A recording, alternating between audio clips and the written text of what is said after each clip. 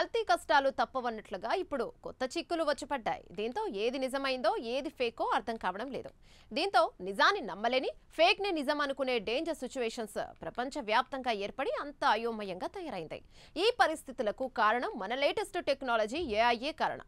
AI ఎంత అత్యాధునికతకు నిదర్శనమో దాంతో చిక్కులు కూడా అన్నీ ఎదురవుతున్నాయి.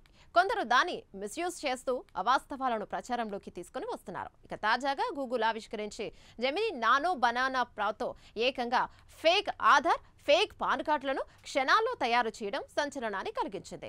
ఇక ఇలా ఉంటే ఏఐలోని కొత్త కొత్త ఫీచర్లను చూసి కన్నింగ్ ప్లాన్స్ చాలా మందికి తన్నుకొని వచ్చేస్తున్నాయి. ఓ ఎంప్లాయ్ లీవ్ కోసం ఏఐని వాడుకున్న తీరు వైరల్ అవుతుండగా ఇంత కన్నింగ్ ప్లాన్ ఎలా వచ్చిందని అందరూ ఆశ్చర్యపోతున్నారు. ఇంతకీ అతడేం చేశాడో తెలిస్తే మీరు ముక్కున వేలేసుకుంటారు. ఇలా అయితే మున్ముందు నిజాన్ని కూడా నమ్మే పరిస్థితులు లేకుండా పోతాయని చింతిస్తారు. ఇంతకీ ఏం జరిగిందంటే ఒక కంపెనీలో పనిచేసే ఉద్యోగికి లీవ్ పెట్టాలని అనిపించింది. దీంతో అతడు తన టెక్నికల్ టాలెంట్ ను బయటపెట్టాడు.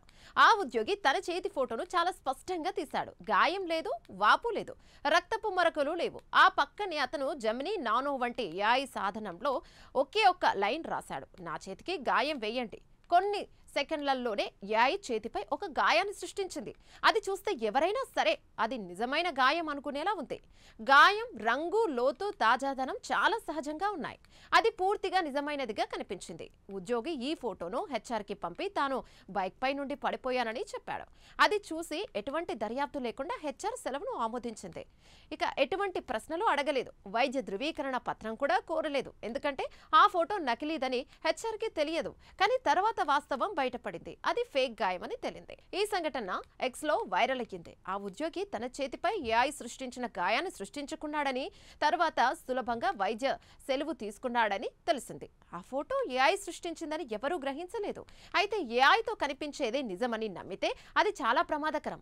ఎలాంటి ఫోటోలు, వీడియోలనైనా ఎంత పక్కాగా సృష్టించవచ్చంటే తెలివైన వ్యక్తులు, వైద్యులు, పెద్ద కంపెనీల హెచ్ఆర్లు కూడా సులభంగా మోసపోతారు. ఇది సమాజానికి పెను సవాలుగా మారుతుంది. ఏఐ యుగంలో నిజం, అబద్ధం మధ్య తేడాను గుర్తించడం దాదాపుగా అసాధ్యంగా మారుతుంది.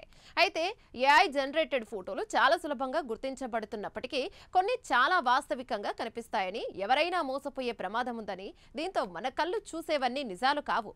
ఇక నిజం, అవాస్తవాల మధ్య మనుషులు నలిగిపోయే పరిస్థితులు ఏర్పడ్డాయి ఏఐతో. భవిష్యత్తులో నిజమైన, నకిలీ ఏఐ జనరేటెడ్ ఫోటోల మధ్య తేడాను ఎలా గుర్తించగలమనేది అతిపెద్ద సవాలుగా మారింది. అయితే సమస్య రాను రాను ఎంత తీవ్రంగా మారుతుందనడానికి కొన్ని రోజుల క్రితం సోషల్ మీడియాలో బాగా వైరల్ అయిన ఒకే వార్తే నిదర్శనం.